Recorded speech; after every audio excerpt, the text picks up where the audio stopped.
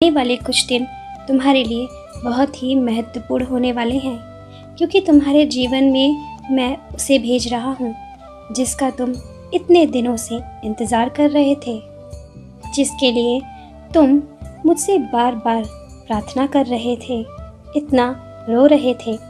मैं तुम्हारे आंसू अब और नहीं देख सकता, इसलिए मैंने ये निर्णय लिया है कि मैं उसे तुम्हारे जीवन में शीघ्र भेजूंगा। तुम्हारे लिए एक बहुत बड़ी खुशखबरी है, क्योंकि उस व्यक्ति को स्वयं अब पछतावा हो गया है। वो पूरी तरह से बदल गया है। हाँ, उसने अपनी गलती मान ली है। वो दिन रात बस यही सोचता रहता है कि कैसे उससे इतनी बड़ी भूल हो गई, कैसे उसने ये सब कर दिया। लेकिन मेरे बच्चे, इसमें उसकी कोई गलती नहीं थी। वो समय ही था जो तुम दोनों के विपरीत था, इसलिए तुम दोनों की ज़िंदगी में इतना बड़ा तूफान आया। मैं जानता हूँ तुम भी सोचते रहते हो उसके बारे में, और तुम्हारा मन कहीं और नहीं लगता है। तुम्हें समझ नहीं आ रहा है कि क्यों तुम्हारे मन में से ये बातें बाहर नहीं निकल पा रही हैं, क्यों तुम उसको अपने दिमाग से निकाल नहीं पा रहे हो। तुम दिन रात यही सोचते हो कि क्या तुम्हारा जीवन इसी तरह से बिखरा रहेगा, क्या ये तूफान कभी ख़त्म होगा। तो मेरे बच्चे, मैं तुम्हारे इसी प्रश्न का उत्तर देने आया हूँ। अब उसे अपनी गलती का एहसास हो गया है।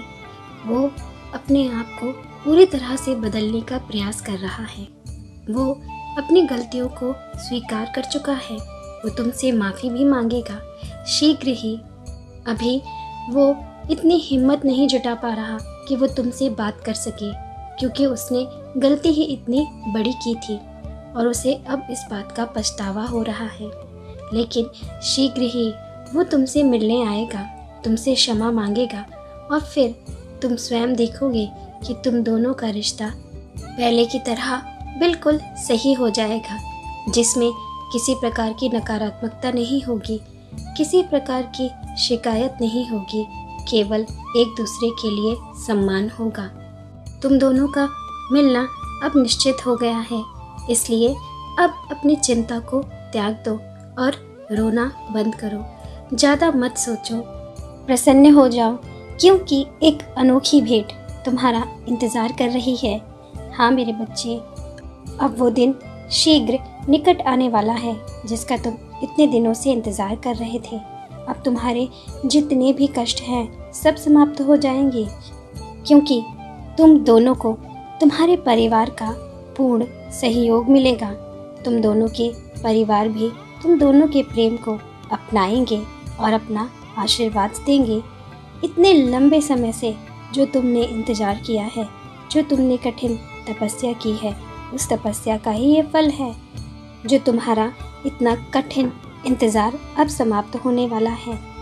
लेकिन मेरे बच्चे, मेरी एक बात को गांठ बांध लो, जब वो तुम्हें पुनः मिलेगा, तुम्हें उसका स्वागत किसी क्रोध के साथ नहीं करना है, अपितु प्रेम के साथ करना है।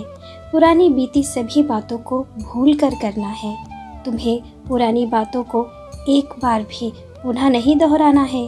किसी प्रकार के प्रश्न उससे नहीं करने हैं, क्योंकि वो सारी बातें यदि तुम पुनः अपने जीवन में शामिल करोगे तो तुम दोनों के बीच में फिर से किसी प्रकार का मनमुटाव हो सकता है।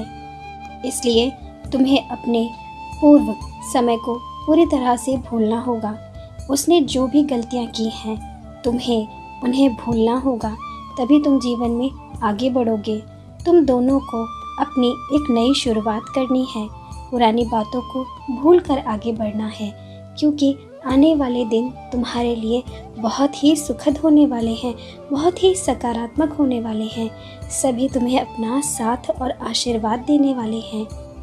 तुम दोनों ने बीते समय में जो भी गलतियां की हैं, उन गलतियों से सबक लेना, उन्हें पुनः दोहराना मत, क्योंकि वो गलतियां ही कारण थी तुम दोनों के इस बंधन के टूटने का, तुम दोनों के वियोग का।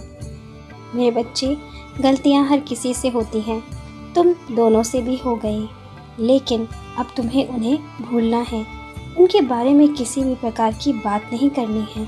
तुम्हें अपने जीवन की शुरुआत एक नए तरीके से करनी है। एक दूसरे का सम्मान करना है, एक दूसरे की खुशी का ख्याल रखना है। केवल अपने बारे में नहीं, अपितु अपने साथी के बारे में भी सोचकर किसी भी काम को करना है। कोई भी निर्णय एक दूसरे से पूछकर ही लेना। मनुष्य के दुख का सबसे बड़ा कारण होता है उसकी आशाएं, जो वो दूसरों से लगाता है। इसलिए मेरे बच्चे, एक दूसरे से आशाएं करने के स्थान पर एक दूसरे के लिए समर्पित होने का निर्णय करो। जब तुम सोचते हो कि वो व्यक्ति मेरे प्रेम को क्यों नहीं समझ रहा, मैं उसके प्रति कितनी समर्पित हूँ, किंतु वो मेरे लिए कुछ नहीं कर रहा, ये भावना ही तुम्हारे प्रेम को नष्ट कर देती है। प्रेम तो निस्वार्थ होना चाहिए। यदि तुम किसी से प्रेम कर रहे हो तो निस्वार्थ होकर उसके प्रति अपने आप को समर्पित करो। बदले में कोई इच्छा मत रखो, क्योंकि जब तुम किसी इच्छा को रखोगे और वो इच्छा पूर्ण नहीं होगी तो तुम्हारे मन में क्रोध उत्पन्न होगा और वो क्रोध धीरे धीरे बढ़ता जाएगा। वो क्रोध तुम्हारे प्रेम को नष्ट करता जाएगा। मेरे बच्चे, हृदय में एक समय पर एक ही चीज़ वास कर सकती है। यदि तुम क्रोध को स्थान दोगे तो प्रेम चला जाएगा, और यदि तुम प्रेम को स्थान दोगे तो क्रोध चला जाएगा। अब यह निर्णय तुम्हारा है कि तुम अपने जीवन में किसे स्थान देना चाहते हो। तुम दोनों के बीच में प्रेम रहना तभी संभव है जब तुम दोनों एक दूसरे का सम्मान करो, एक दूसरे की बातों को सुनो और एक दूसरे के प्रति निस्वार्थ भाव से समर्पित रहो।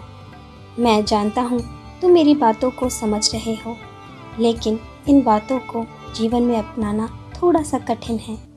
लेकिन मेरे बच्चे, यदि तुम अपने जीवन में किसी महत्वपूर्ण चीज़ को सदा के लिए रखना चाहते हो तो उसके लिए तुम्हें इतना कठिन त्याग तो करना ही होगा, क्योंकि आसानी से कुछ भी प्राप्त नहीं होता और ये इतना कठिन भी नहीं है। केवल तुम्हें अपनी आशा को त्याग कर कार्य को करना है। जिस तरह तुम मुझसे प्रेम करते हो, बिना किसी आशा के, बिना किसी स्वार्थ के, ठीक उसी प्रकार तुम्हें उससे भी प्रेम करना है। तुम दोनों को एक दूसरे पर पूर्ण विश्वास होना चाहिए। विश्वास ही किसी भी रिश्ते की नींव होती है। जिस रिश्ते में विश्वास नहीं होता है, शंका होती है, वो रिश्ता कभी भी सुखमय नहीं होता है और ना ही अधिक समय तक चल पाता है। यही सब कारण थे तुम दोनों का एक दूसरे से दूर जाने का।